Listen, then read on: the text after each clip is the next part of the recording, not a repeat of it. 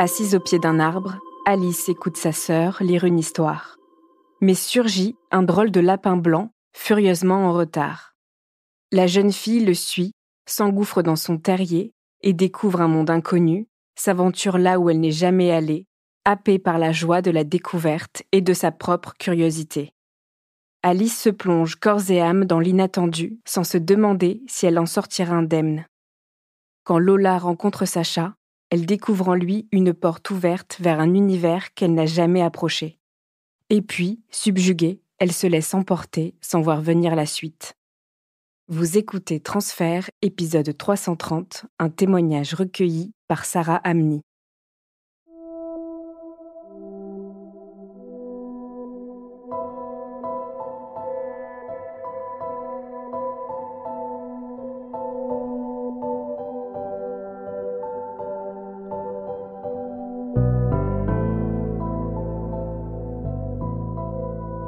À 19 ans, je suis en 2e année de licence de sciences politiques à Angers. Je fais des études qui me plaisent énormément. Je m'investis beaucoup dans ces études. J'ai très envie de réussir. J'apprécie beaucoup étudier à Angers, qui est une ville qui bouge beaucoup et il y a un peu cet effet d'effervescence de la vie étudiante, les sorties. Et même si je suis une personne qui m'investit beaucoup dans mes études et qui peut parfois pas trop sortir à cause de ça, j'essaie toujours de garder du temps pour mes amis, sortir. Je me sens très bien. Je suis célibataire depuis 3 ans. Je le vis assez bien parce que j'ai mes amis, j'ai mon environnement familial qui est stable. Je ressens pas nécessairement le besoin de me donner corps et âme dans une relation. Mais je vois mes copines autour de moi qui se mettent en couple. Je commence un petit peu à envier cette chose-là, mais tout en gardant l'idée que je suis très bien toute seule. Je décide de m'inscrire sur une application de rencontre. Je regarde un petit peu à droite à gauche. Je rencontre des garçons avec qui il se passe pas grand-chose. C'est juste des coups d'un soir. Mais ça me va très bien comme ça, en fait. C'est juste pour donner un petit peu de piment à ma vie, ne pas m'ennuyer, rencontrer de nouvelles personnes. Moi, j'ai toujours aimé rencontrer de nouvelles personnes. Ça me correspond très bien pour l'instant. Je recherche pas d'histoire sérieuse. Après, je me laisse cette possibilité d'avoir un coup de foudre. Je me dis, si je rencontre le bon mec au bon moment, je me dis que ça peut marcher. Par contre, je ne veux pas me lancer dans une histoire où je suis pas sûre à 100%. Je vis ma vie un petit peu comme ça, sans trop me poser de questions. Sur cette application de rencontre, je commence à parler avec un garçon qui s'appelle Sacha.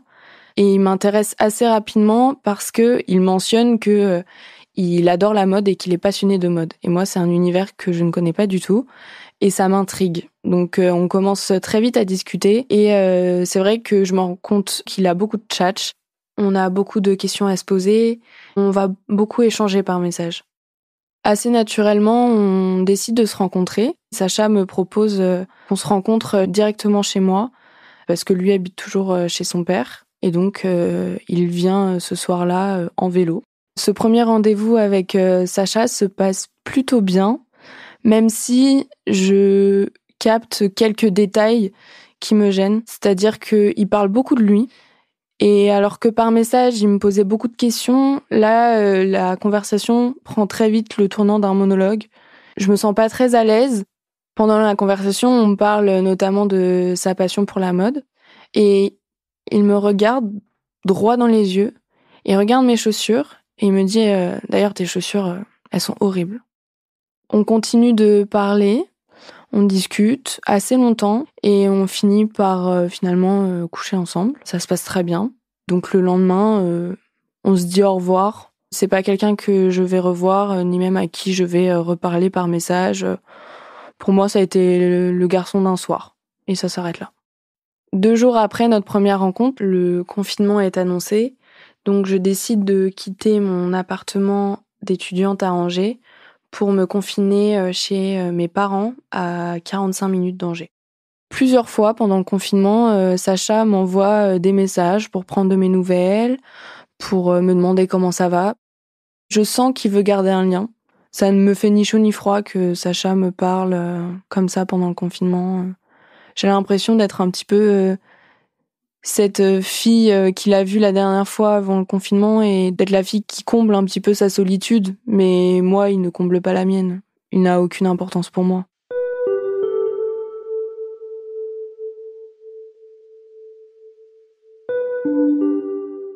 Pendant le confinement, je me suis mise en tête de perdre du poids et de perdre notamment les 10 kilos qui me gênent depuis que j'ai 13 ans. Et donc, je me mets à beaucoup moins manger, à faire très attention à ce que je mange, à notamment supprimer le pain, à faire énormément de sport. Je fais 2 heures de sport par jour. Je me mets dans ce projet corps et âme. Petit à petit, je me rends compte que mon rapport à l'alimentation et au sport change. Si je loupe ma session de sport du jour, je dois donc en faire le double le lendemain. Ça m'arrive des fois de manger un petit peu trop que ce que je devrais avec de gros guillemets. Je culpabilise énormément et du coup je me restreins 2 fois plus ensuite. Je comprends que pendant le confinement, je développe des troubles du comportement alimentaire. À la sortie du confinement, je commence à développer de la boulimie. Je fais des crises d'hyperphagie où je mange tout ce que je vois devant moi jusqu'à m'en faire vomir. C'est encore plus concret quand mes parents partent en vacances en juillet et me laissent toute seule à la maison pendant 2 semaines. J'ai l'impression que je rattrape tout ce que je n'ai pas mangé pendant des mois en 2 semaines. Je prends conscience que je dois faire quelque chose. Avec Sacha, on continue de se parler. Un jour, je décide de revenir à Angers pour voir des amis. Je lui dis, écoute, je suis à Angers ce jour-là. Est-ce que ça te dit qu'on se voit ? Sacha accepte tout de suite. Je le vois donc chez son papa. Ce jour-là, c'est complètement différent de la première fois où on s'est vus. C'est presque comme une deuxième première rencontre. Je le vis vraiment comme un coup de foudre. On parle beaucoup, on fait beaucoup d'activités, on sort dehors, on recouche plusieurs fois ensemble et tout se passe à merveille. Je me dis que je vais rester une nuit de plus. Donc on passe 2 jours ensemble vraiment incroyables, hors du temps. Au moment de se dire au revoir avec Sacha, on se dit tous les deux que on va sûrement vivre quelque chose ensemble et que on se reverra très rapidement. Je suis décontenancée parce que je m'y attendais absolument pas. Pour moi, ça allait être encore une fois l'histoire d'un soir et c'est tout. Et le fait de vivre 2 jours pleins de tendresse, de discussions, de câlins, de rires, je me sens vraiment dans une bulle. Et j'ai l'impression de vivre comme un conte de fées, mais de ne pas tellement le réaliser. Et en même temps, je suis très stressée parce que je suis quelqu'un qui peut très vite m'attacher. Et je sens que je suis comme sur une pente glissante. Mais je me laisse vivre avec mes sentiments et j'ai juste hâte de voir comment va prendre la suite de notre histoire. Au début de notre relation avec Sacha, ce que j'adore chez lui, c'est le fait qu'on parle énormément. On discute de plein de choses et Sacha, c'est quelqu'un qui est extrêmement cultivé, qui s'intéresse à l'art, la mode, la cuisine. Moi qui viens d'un milieu plutôt pauvre culturellement, c'est quelque chose qui me fascine. Et pendant cet été, on sort beaucoup. On voit beaucoup d'amis, on fait des soirées avec ses amis, on sort à Angers, on va à la plage. Et ce que j'aime chez lui aussi, c'est le fait que avec lui, je ne m'ennuie jamais. Il a toujours plein de projets. Le matin, on se lève, il a déjà un programme en tête de ce qu'on peut faire dans la journée. Et je me dis que je vais passer un très bel été.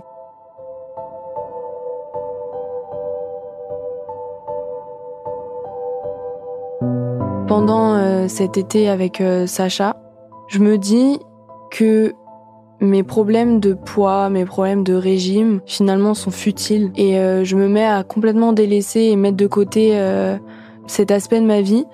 Et je me concentre beaucoup plus sur ma relation avec Sacha, mes activités. Et en plus de ça, c'est vrai que Sacha a le compliment facile.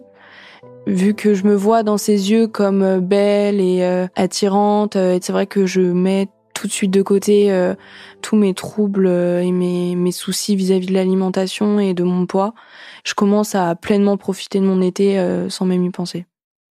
On se pose pas nécessairement la question de qui on est, est-ce qu'on est en couple, est-ce qu'on ne l'est pas. Mais les gens autour de nous taquinent et nous disent que on devrait évidemment se mettre en couple. Moi, j'ai très envie de me mettre en couple avec lui. Je nous trouve tellement faits l'un pour l'autre que je ne vois aucune autre issue que le couple. Pour moi, c'est quelqu'un qui est fait pour moi et je suis faite pour lui et j'ai extrêmement envie de commencer une relation avec lui. Au fur et à mesure de l'été, je comprends que Sacha veut, à partir de septembre, partir à Paris. Et moi, pour mes études, je dois rester à Angers. Donc je comprends que si on doit continuer, ce sera à distance. Et on en parle un petit peu, mais de manière très épisodique, parce qu'on n'a pas envie d'en parler, on a peur de ce que l'autre pourrait dire. Mais finalement, au courant du mois d'août, on a une discussion un matin au petit déjeuner où on se dit on va pas se lâcher. On va tenter, et lui-même me dit que ce sera compliqué, que la relation à distance est quelque chose qui l'effraie énormément, qui l'angoisse. Moi, sincèrement, je n'ai pas peur. Je me dis, je suis tellement amoureuse que je pourrais tout pour lui. Et donc, on décide de se donner une chance. On se dit qu'on est officiellement en couple, lui et moi. Je suis très contente d'être en couple avec Sacha. J'ai un peu attendu ça tout l'été et enfin ça se concrétise. Je suis très amoureuse de Sacha. Je me vois pas du tout continuer cette année sans l'avoir à mes côtés et donc pour moi il est évident que on doit se donner une chance malgré la distance. Tout début septembre, Sacha m'apprend qu'il a trouvé un travail à Paris et donc qu'il doit quitter Angers. Le surlendemain, il part directement à Paris, c'est très court. On a à peine le temps de se dire au revoir. Et moi, je commence cette année sans Sacha à mes côtés, alors que j'ai passé 3 mois avec lui sans discontinuer. Je suis très triste de son départ. La relation à distance avec Sacha est assez compliquée. Je me sens extrêmement seule. Il répond assez peu à mes messages, il répond assez peu à mes appels, on s'appelle extrêmement rarement. Et lui commence une période de Fashion Week pendant laquelle il est photographe. Il est donc extrêmement occupé.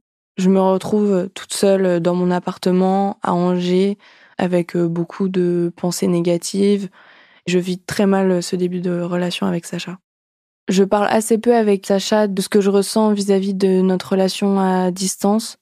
Je lui demande pas de me répondre davantage, je lui demande pas de m'appeler davantage. Je le mets tellement sur un piédestal et j'ai tellement peur de le perdre que je préfère lui montrer que le positif de moi.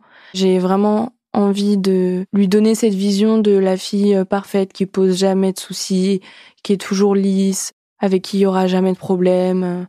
Et donc je m'enferme dans cette carapace de pensées négatives et de remise en doute, remise en question. Le début d'année est extrêmement difficile pour moi. Tous mes troubles du comportement alimentaire depuis le départ de Sacha reviennent radicalement dans ma vie. Je recommence des phases de boulimie, je recommence à avoir des crises d'hyperphagie. Je décide d'aller voir un professionnel et ça me fait très rapidement du bien. Je vais beaucoup mieux et au bout de 3 semaines, 1 mois, je commence à voir réellement des résultats dans ma vie au quotidien. En novembre, Sacha est avec ma famille pour mon anniversaire. Le soir de mon anniversaire est annoncé le 2e confinement. Sacha travaille dans la mode à Paris, qui n'est donc pas un travail essentiel. Il a donc perdu son travail à Paris. Vient assez naturellement l'idée de passer le confinement tous les deux. On décide de passer 2 semaines chez son papa, puis 2 semaines chez mes parents. Le 2e confinement avec Sacha se passe plutôt bien. Même très bien parce que après ces mois de relation à distance, je retrouve enfin mon amoureux. Et donc on passe vraiment 24 heures sur 24 ensemble. On fait tout ensemble. Et j'ai l'impression de retrouver le Sacha que j'ai connu l'été précédent. Sacha est assez déprimé parce qu'il a perdu son travail à Paris. Il retourne vivre chez son papa, donc je le vois déprimé et ça me rend triste. Je veux m'occuper de lui. C'est vrai que je passe beaucoup de temps à essayer de réconforter Sacha, à lui proposer des activités, à prendre soin de lui, chose qui ne me déplaît pas du tout. Je me sens un petit peu portée d'une mission de faire en sorte que le confinement pour Sacha se passe bien. Assez rapidement, des mécanismes se mettent en place. Sacha commence à prendre une voix d'enfant. Je prends très vite le pli de faire beaucoup de choses quotidiennement pour Sacha. Je commence à lui faire son lit, à lui faire à manger, à lui dire quand est-ce qu'il faut manger, quand est-ce qu'il faut qu'il prenne sa douche, parce que vu qu'il est déprimé, il s'enferme très vite dans sa bulle et je me sens obligée de devoir l'en sortir. Je commence à vraiment prendre cette posture de celle qui va s'occuper de lui, presque comme sa maman. Dans la deuxième partie du confinement, on rentre donc chez mes parents avec Sacha. Je me suis commandé de la lingerie. Et je me dis que je vais déballer et essayer cette lingerie devant Sacha. Chose que je fais le soir. Et aucune réaction. Il lève à peine les yeux de son téléphone et il ne me complimente même pas. C'est à ce moment-là que je me dis qu'on n'a pas eu de rapport sexuel depuis le début du confinement. Je me rends compte qu'il y a un problème. Je deviens pour lui cette fille de tendresse, de réconfort, celle qui le rassure. Je perds complètement tous ces aspects de désir, de femme attirante. Il ne me regarde plus du tout de la même manière. Je comprends pas la source du problème. Je me dis que c'est sûrement moi, je dois pas assez aller vers lui, peut-être que je m'habille pas de la bonne manière, peut-être que je n'exprime pas assez explicitement le fait que j'ai envie de lui et qu'on ait des rapports sexuels tous les deux. Je me pose beaucoup de questions. Un soir, je décide d'en parler à Sacha pour lui demander pourquoi on n'a pas eu de rapport sexuel depuis si longtemps. Et il m'explique tout simplement qu'il est déprimé, qu'il a pas envie, qu'il est triste, et donc c'est pas sa première des priorités. Ça me rassure, mais j'attends qu'il se passe quelque chose. J'attends que cette période un petit peu de déprime pour lui passe pour retrouver ce qu'on avait avant. Arrive ensuite le déconfinement et Sacha doit repartir à Paris pour retrouver du travail. Et moi, je reste donc à Angers avec toutes les questions que j'ai dans ma tête sur le fait que pendant 1 mois de confinement collés l'un à l'autre, on n'a pas eu une seule fois un rapport sexuel. Je commence à un petit peu en parler autour de moi et à notamment me dire que ce serait intéressant de consulter une sexologue. Et quand je vais voir cette sexologue et que je lui en parle, elle me dit que dans la tête de Sacha, je suis sa mère.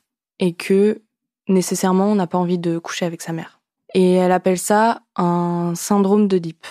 En fait, c'est le complexe d'Oedipe inversé. Le complexe d'Oedipe, c'est que l'enfant a envie de coucher avec sa mère. Le syndrome d'Oedipe, ce serait que l'homme perçoit sa copine, sa conjointe, comme sa maman, et donc n'a plus envie d'avoir de rapport sexuel avec elle.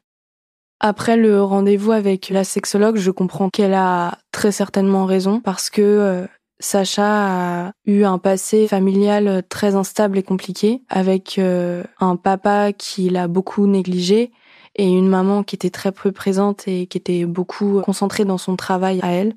Je sais que Sacha a beaucoup subi son enfance et je me dis que tous ces petits comportements qu'il a eus pendant ce deuxième confinement, comme le fait qu'il prenne sa voix d'enfant, le fait qu'il ne sache plus quand manger, quand aller se doucher, etc.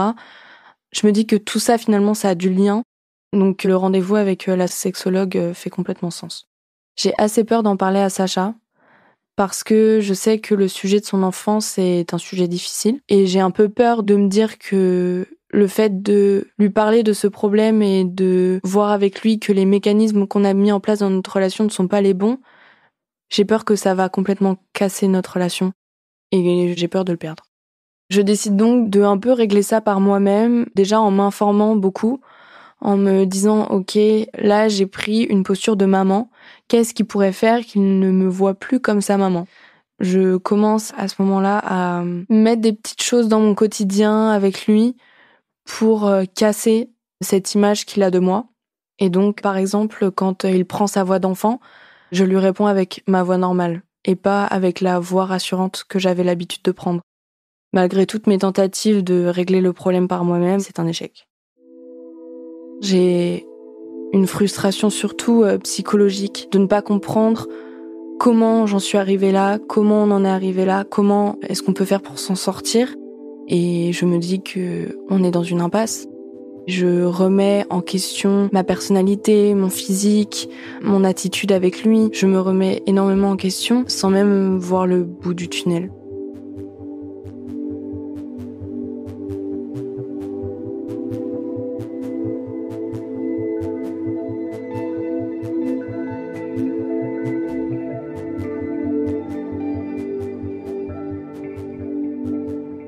Dans cette relation, j'ai vraiment l'impression que Sacha n'a absolument aucune attirance pour moi, physique. Et notamment, un jour, il me dit que quand je suis pas là et que je suis donc à Angers, il a des érections matinales. Mais que dès que je dors avec lui, il n'en a plus le matin. Ça me laisse complètement désabusée face à la situation. Je suis blasée et je ne sais pas par quel bout je vais me sortir de ce problème. À côté de ça, vu qu'on essaye de se voir énormément, c'est vrai que je monte beaucoup sur Paris pour aller le voir le week-end. On passe beaucoup de temps ensemble dehors à faire plein d'activités, des musées, des balades, aller voir des concerts, ce genre de choses. Ça m'arrive de temps en temps d'oublier le problème qu'on a et de me dire que c'est qu'un problème annexe finalement, que c'est pas ça qui définit notre relation et que tout va bien se passer. Mais toujours le soir en rentrant à l'appartement et en attendant qu'il se passe quelque chose de sexuel et qu'il n'arrive jamais rien, je me couche toujours en y pensant et en me disant que c'est pas durable. Les mécanismes de moi maman et lui enfant se multiplient, notamment quand on est à distance. Je dois lui répondre assez rapidement à ses messages pour le rassurer. Le soir, je me couche plutôt tôt et lui plutôt tard. Et donc, alors que je suis déjà endormie, lui m'appelle avant de dormir, donc vers 3h du matin, et je dois obligatoirement lui répondre au téléphone pour lui dire bonne nuit, pour qu'il puisse aller se coucher. Sinon, ça peut être un sujet de dispute le lendemain, où il me reproche que je ne suis pas assez là pour lui, et c'est une habitude qu'on a pris, on doit s'appeler le soir avant qu'il aille se coucher. Quand je viens sur Paris, à son appartement, je retrouve toujours l'appartement en désordre complet, donc je range. Je prends le pli de faire le ménage chez lui à chaque fois que je viens, et lui prend le pli de ne pas le faire. Une habitude se met en place aussi, c'est que je commence à prendre mes douches avec lui pour que ce soit moi qui le douche, et donc je ne peux plus passer une douche seule, et lui demande toujours à ce que je l'accompagne dans la douche. Encore une fois, je dois lui rappeler quand manger, quand aller se coucher. Je dois aussi lui faire des papouilles le soir avant de dormir, jusqu'à ce qu'il s'endorme. Et ça peut durer une demi-heure à 1 heure. Et tous ces mécanismes-là s'ancrent au quotidien. Et c'est très difficile pour moi de les évincer de notre vie quotidienne. Petit à petit, je prends conscience de l'ampleur du problème. Ce qui m'attriste le plus, c'est vraiment le fait qu'on n'ait pas de rapport sexuel. Moi, si je pouvais garder ce quotidien un petit peu étrange, un peu particulier, mais toujours avoir des rapports sexuels, je le ferais. L'absence de rapport sexuel, pour moi, c'est quelque chose qui, au-delà du rapport physique, pour moi, c'est le rapport charnel entre deux amoureux qui me manque. Et j'ai l'impression de passer à côté de quelque chose. Et quand j'écoute mes copines avec leurs petits copains, je me dis que ma relation avec Sacha est vraiment pas normale. Un soir, je monte à Paris un peu sur un coup de tête et Sacha me prévient qu'il a un anniversaire le soir avec des copains et que je ne pourrais pas me joindre à lui. Donc je lui demande s'il peut juste me prêter son ordinateur pour que je puisse regarder un film. Et donc il part à son anniversaire et moi je commence à regarder un film sur l'ordinateur quand je vois une notification d'un ami à lui qui lui demande quand est-ce qu'il arrive. Et je sais que Sacha a des problèmes de carte SIM, donc je décide de répondre à sa place en disant « Sacha est dans le métro, il arrive ». Sauf que quand je fais revenir en arrière sur l'application de messages, je vois donc tous les fils de discussion de messages et je me rends compte qu'il y a 1, 2, 3, 4, 5, jusqu'à une dizaine de filles à qui il parle et à qui il a explicitement eu des rapports sexuels. Quand j'apprends qu'il me trompe, la première chose que je ressens, c'est un sentiment de trahison. Parce que je me démène depuis le début de la relation à aller voir une sexologue, à faire en sorte de changer tous les petits mécanismes qu'on avait mis en place et d'essayer de casser ça, et que lui me trompe. Je ressens même pas de tristesse, je ressens même pas de chagrin, je ressens simplement de la trahison et presque de la colère en moi, de me dire que j'ai été aussi gentille, j'aurais dû être beaucoup plus sévère avec lui. J'appelle Sacha pour lui dire de rentrer immédiatement Il me répond pas trop, me dit qu'il est avec ses copains. J'ai un peu du mal à entendre ce qu'il me dit, jusqu'à ce que je lui dise c'est qui Julie ? Julie étant l'une de ses filles dans son répertoire. Et là, je l'entends se décomposer au téléphone et il me dit qu'il rentre. Une vingtaine de minutes plus tard, il rentre à l'appartement. Je le convoque. C'est un procès à charge dans l'appartement. Je lui demande comment c'est possible que tu puisses avoir des rapports sexuels avec d'autres filles que moi, alors que moi, je passe des mois et des mois entiers frustrée à attendre que quelque chose se passe. Au début, il est sur la défensive, jusqu'à ce qu'il avoue et qu'il me dise que oui, il m'a trompée, que oui, la relation à distance, c'est très compliqué pour lui et qu'il me l'avait dit dès le départ. Il me demande quand même si je peux le pardonner. Il ne se voit pas vivre sans moi. Je lui dis que je dois prendre la nuit pour réfléchir. Et le lendemain matin, je lui dis que je le pardonne pas, mais que je lui donne une seconde chance. On a quand même une relation, même si elle est très particulière, qui est très vivante. On fait tellement de choses ensemble et on se comprend tellement bien que je peux pas laisser passer ça pour ces histoires de tromperie. Je me dis que c'est futile.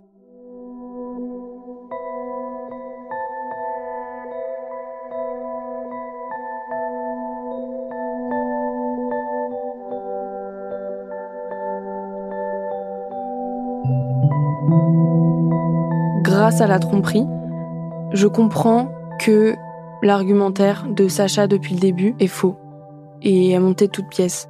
Soi-disant, il est déprimé, il est triste, il a pas de libido, on n'a pas besoin de ça pour notre relation. Je me rends compte que tout ce qu'il me dit depuis le début, il ne le pense pas et que derrière, il me ment et il me trompe avec d'autres filles.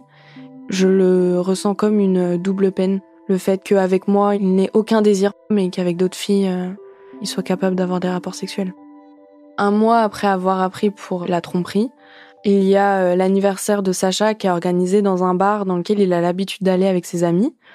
Je vais avec lui, on passe une très bonne soirée, il y a une bonne ambiance, jusqu'à ce qu'un mec lui tape dans l'épaule et lui dise bien joué pour la dernière fois, la fille et tout, top, vous étiez trop mignons tous les deux. Et que je comprenne que ce n'était pas moi la fille. Et évidemment, je fonds en larmes, je pète un câble. Je m'enferme dans les toilettes dans le bar. Sacha tambourine à la porte en me disant qu'il est désolé. Je décide de rentrer à l'appartement. Sacha me suit. Je comprends que cette affaire de tromperie est très réelle. En fait, ça prend tout l'aspect concret que j'avais pas forcément envisagé. Là, je comprends qu'il a enchaîné les conquêtes en me manquant totalement de respect. À partir de septembre, j'entame ma 3e année de licence et donc je pars pour 5 mois à Budapest, en Hongrie. Avec Sacha, on sait que ça va être une période compliquée parce que on gère assez mal la relation à distance, en tout cas lui. Je pars à Budapest avec un peu d'appréhension pour notre couple, mais aussi avec un grand désir de liberté parce que je vais partir dans un pays toute seule pour la première fois de ma vie. Quand j'arrive à Budapest, je suis extrêmement heureuse. Je découvre une nouvelle ville, je rencontre de nouvelles personnes, je recommence à aussi beaucoup sortir. Je m'ennuie jamais, je pense plus du tout à nos problèmes avec Sacha. Pendant ces 5 mois à Budapest, je me rends compte que je suis une personne très débrouillarde. Je me rends compte que je suis hyper autonome, hyper indépendante. Je commence à faire des voyages en dehors de Budapest aussi toute seule. Je pars en road trip avec un de mes meilleurs amis là-bas. Et donc, je me rends compte que je vaux quelque chose. Que dans les rencontres que je fais, les gens me font des compliments en me disant que je suis très drôle, que je suis hyper sympathique. Je trouve ça très valorisant. J'ai l'impression d'être soulagée, d'être libre, d'être beaucoup plus légère. Pendant mon séjour à Budapest, je fais beaucoup la fête. Plusieurs fois, il m'est arrivé de me faire draguer. Je comprends que je peux encore plaire. Et donc, ça répond à la question que ce n'est pas moi le problème. Je suis toujours attirante et c'est Sacha qui doit régler ses problèmes lui-même. Avec Sacha, on réussit à se voir 2 fois pendant ces 5 mois où je suis à l'étranger. Et globalement, ça se passe plutôt bien, même si je sens que de mon côté, j'ai envie de vivre pleinement mon expérience à Budapest et que j'ai pas envie de me laisser m'enfermer dans mes problèmes relationnels. J'ai vraiment envie de me redécouvrir les gens, redécouvrir le monde extérieur que j'avais un peu délaissé avec ma relation avec Sacha. La relation se passe bien, mais j'y accorde pas tellement d'importance. Je le fais pas nécessairement paraître, mais moi de mon côté, je sens que je suis en train de partir. Quand on se voit à Budapest, je comprends que rien n'a changé dans son comportement. Il continue à avoir sa voix d'enfant et il m'exprime que je lui ai tellement manqué que il ne ressent pas besoin d'avoir des rapports sexuels avec moi et rien ne change dans son comportement. En janvier, je rentre chez mes parents, près d'Angers. Avec Sacha, on se voit beaucoup parce que Sacha a perdu son travail à Paris et donc il est revenu à Angers. Et j'ai l'impression de découvrir tous ses défauts et que ça me percute. J'ai l'impression qu'avant, je les voyais mais qu'ils me passaient au-dessus et que maintenant, je n'arrive plus du tout à garder mon calme. J'ai l'impression qu'il y a un tournant dans ma relation avec Sacha depuis que je suis rentrée de Budapest. En février, je trouve un stage à Paris. Donc on recommence une relation à distance, cette fois-ci moi à Paris et lui à Angers. Et cette distance me refait à nouveau du bien. Et c'est à partir de ce moment-là où je comprends très concrètement que la relation touche à sa fin, parce que je préfère les périodes qui sont à distance plutôt que lorsqu'on est tous les deux. À Paris, mon stage se passe très bien. C'est un stage qui me plaît beaucoup, qui est très stimulant. Encore une fois, je laisse un peu de côté ma relation avec Sacha. J'ai vraiment l'impression de tracer ma propre route sans être la copine de Sacha. Je suis vraiment moi-même. En avril, donc 2 mois plus tard, je rentre chez mes parents pour des vacances sans Sacha. Les vacances se passent très bien et le week-end, il était prévu que je voie Sacha, donc j'y vais. Quand j'arrive chez lui, il m'accueille avec un visage un peu fermé et il me dit qu'il doit me parler. Donc on va dans sa chambre, on s'assoit et là il me dit bon, faut que je t'avoue la raison pour laquelle on a des problèmes de rapport sexuel depuis tout ce temps et pourquoi j'arrive pas à avoir envie de toi depuis le début de notre relation. Il me dit que c'est parce que mon vagin n'est pas assez serré pour lui. Donc je me décompose devant lui. Il y a un petit peu de personnes en moi. La première face à lui qui pleure parce que c'est difficile à encaisser et extrêmement blessant. Et une deuxième personne qui comprend que c'est une excuse bidon. Et au fond de moi, je sais que ce n'est pas vrai. C'est un moyen détourné pour lui de se cacher de la vérité. Après cette discussion, je prends quelques jours de réflexion et je décide enfin de le quitter parce que je suis fatiguée. J'ai plus envie de me battre pour quelqu'un qui me ment et pour quelqu'un qui s'invente des excuses bidons pour nier la réalité. Quand je le quitte, Sacha s'y attendait plus ou moins. Il le prend plutôt mal. Il n'est pas en colère, mais il est très triste. Et j'ai sincèrement l'impression de lui briser le cœur. Je comprends que pour lui, ce n'est pas simplement qu'une rupture amoureuse. C'est un peu tout ce monde de réconfort qu'on avait construit ensemble qui s'effondre. Donc je comprends que c'est un moment difficile pour lui. Je ne prends même pas la peine de lui expliquer toute l'introspection vis-à-vis de comment, dans sa tête, j'étais devenue sa maman. Parce que j'ai envie de partir de cette relation au plus vite. J'ai trop de poids sur les épaules et je suis littéralement usée de cette relation. J'ai juste envie que ça se finisse au plus vite.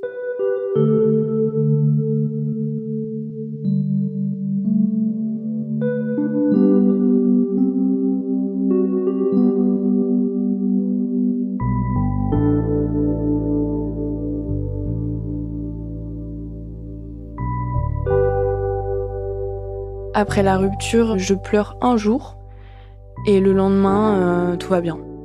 J'ai l'impression d'être beaucoup plus légère, soulagée. J'ai vraiment l'impression que je dois rattraper un peu ces 2 années perdues. Je me mets à revoir beaucoup d'amis que j'avais un petit peu laissés de côté. J'ai vraiment l'impression de recommencer à vivre. Je me remets à me maquiller, à faire attention à ce que je mets comme vêtements. Je sors, je fais la fête. J'ai vraiment l'impression de retrouver mon moi de 20 ans qui a besoin de s'amuser et de profiter de la vie. À la suite de ça, je trouve un job d'été qui me permet d'avoir beaucoup de temps libre. Et donc, pendant une durée de 4 mois, je vais un peu partout en France, retrouver des amis, je voyage.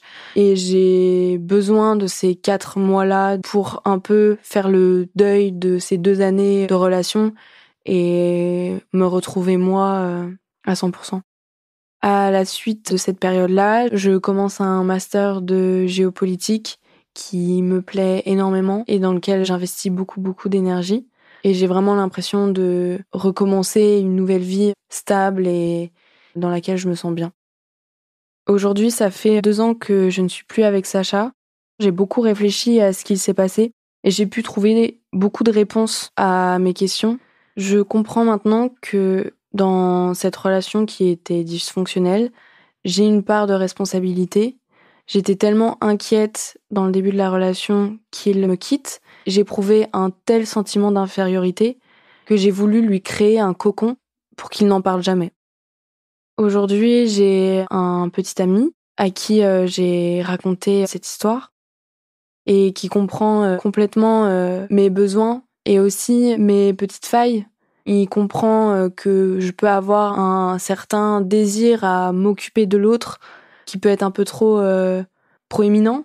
Ça lui arrive plusieurs fois de me dire que j'en fais trop et qu'il faut aussi qu'il s'occupe de moi. Et il fait notamment attention à mes besoins. Je suis enfin avec une personne avec qui c'est 50-50. On s'occupe chacun l'un de l'autre. Je me sens complètement épanouie avec mon copain actuel.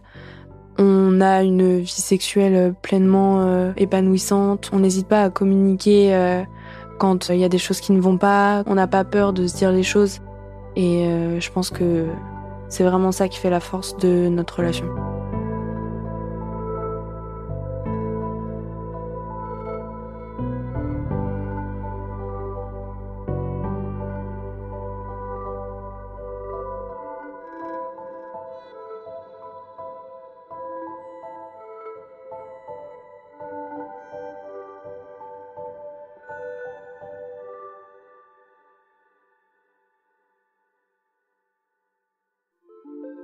Vous venez d'écouter Transfert, épisode 330, un témoignage recueilli par Sarah Amni. Cet épisode a été produit par Slate Podcast. Direction éditoriale, Christophe Caron. Direction de la production, Sarah Koskiewicz. Direction artistique et habillage musical, Benjamin Septem-Ours. Production éditoriale, Sarah Koskiewicz et Benjamin Septem-Ours. Chargé de pré-production, Astrid Verdun. Prise de son, Victor Benamou. Montage, Camille Legras. Musique, Thomas Loupias. L'introduction a été écrite par Sarah Koskiewicz et Benjamin Septem-Ours. Elle est lue par Aurélie Rodriguez. Retrouvez Transfert tous les jeudis sur slate.fr et sur votre application d'écoute préférée.